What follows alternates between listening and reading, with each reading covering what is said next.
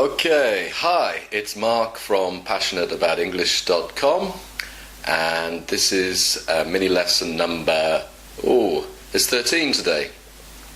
Lucky it's not Friday.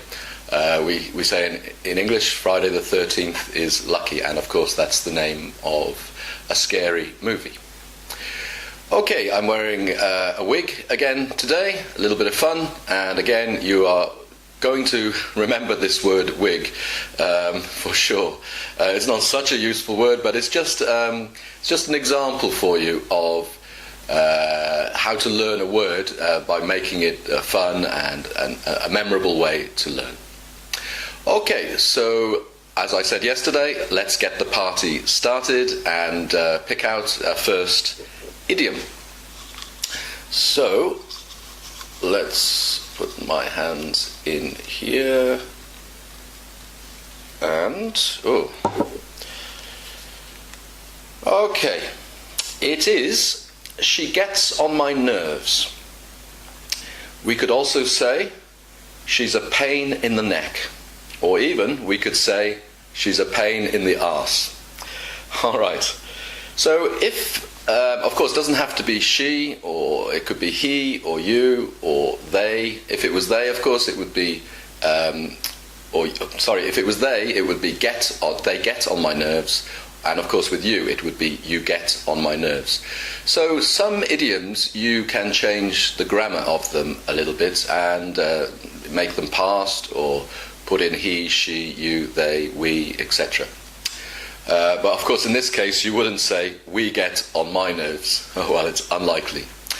So let's say you know somebody and they annoy you. They do things which annoy you or irritate you, things you don't like, and we would say, she gets on my nerves. So I think you can understand annoy. But the other ones are also similar. She's a pain in the neck.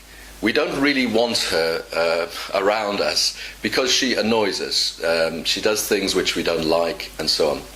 And then a little bit stronger, she's a pain in the arse. Okay, arse is your bum, another word.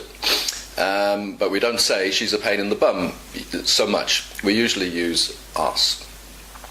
Okay, so that's your idiom for today, and again, it's a very, very common idiom. Okay, I hope I'm not a pain in the arse for you. Alright, so here is a phrasal verb. Okay, the phrasal verb is bring up. Okay, so straight away I can think of two meanings of this. Of course, there are many meanings for some phrasal verbs, but obviously I can't think of them all quickly, and it would take too long with some of them. So, as I often say, please also check in the dictionary or on the internet, and you'll get more meanings. And the meanings I give you, you will understand more clearly. So, let's say I had something to eat, and suddenly I feel sick, and here's another phrasal verb, I throw up, or I'm sick. So we could say I've brought up my dinner. I brought up from my stomach, up through my throat and out of my mouth. I brought up last night's dinner, or I brought up that curry I ate for lunch. Okay, but another meaning which is very common is when you bring up something. So I hate to bring this up, but I'm not very pleased with your work recently. It means to say, to talk about something, but we often use it when we are kind of not sure about saying it exactly, so it makes it a bit softer, and we would often say, I don't like to bring this up, but. Okay, and another meaning actually I've just thought of is to bring up a child. So the child, or the person, grows up. They do that by themselves, but the parents, or maybe somebody else, brings them up. The parents or somebody helps them go to school, of course feed them and everything else, and hopefully give them some love. So that's called bringing up a child. Or you could also say, where were you brought up? So I was brought up in Wales by my mother, and yes, that's what bring up means. 3 different meanings there. Okay, the collocation for today is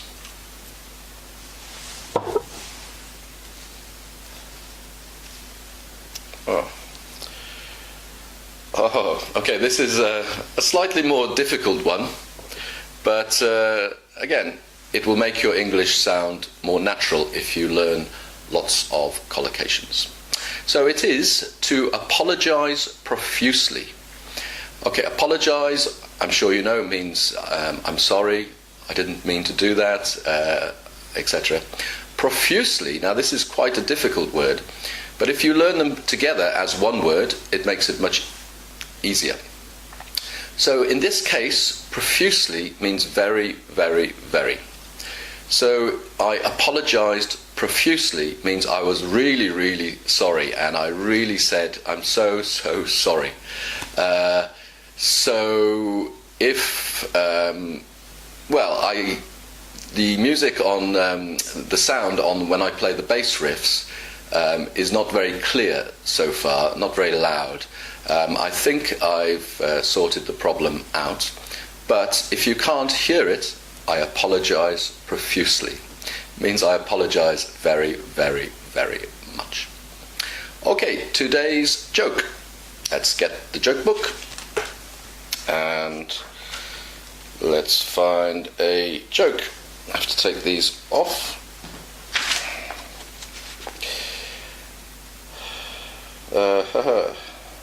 Okay, this is to do with crime. So, a masked man runs into a bank and points a banana at the cashier. "This is a cock-up," he shouts. "Don't you mean a hold-up?" asks the cashier. "No," says the man, "it's a cock-up. I left the gun on the bus." Okay, I like this. Okay, a masked man is somebody wearing a mask. If you didn't know mask before, you do now because you saw me wearing a mask a few times.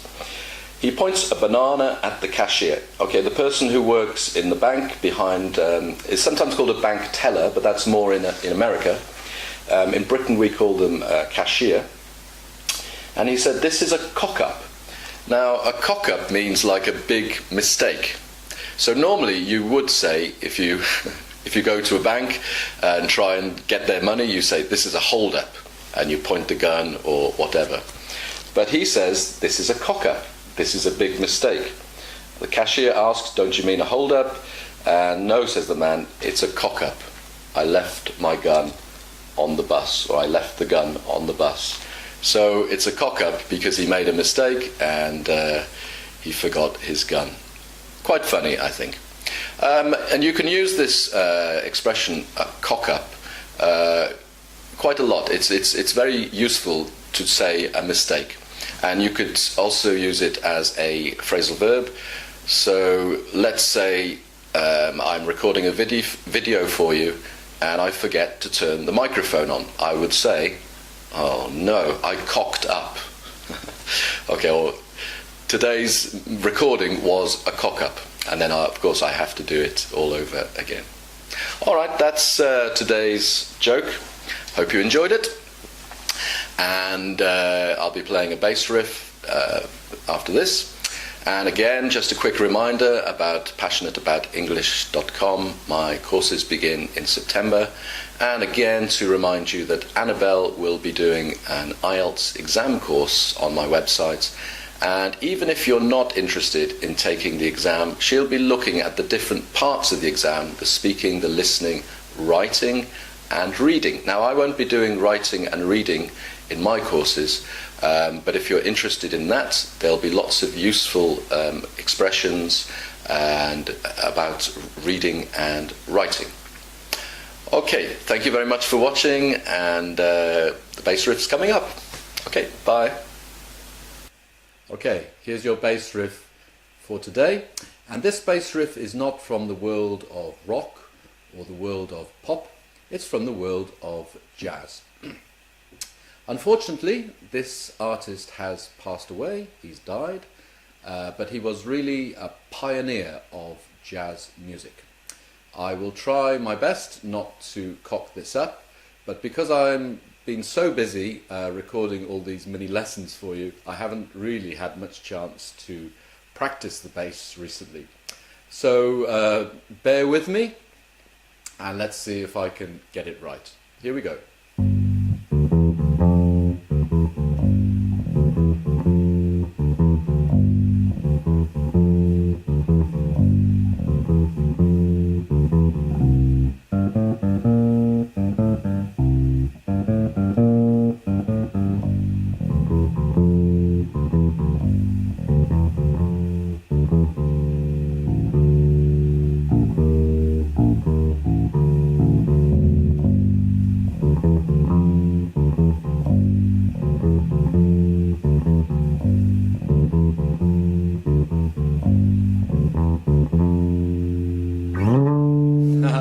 Okay, so, well, I didn't entirely cock it up, but yeah, it wasn't brilliant, and I apologise profusely for that, but I guess you may be able to work out the song and the artist. Okay, thanks very much for now, and I'll see you in the next mini lesson. Bye for now.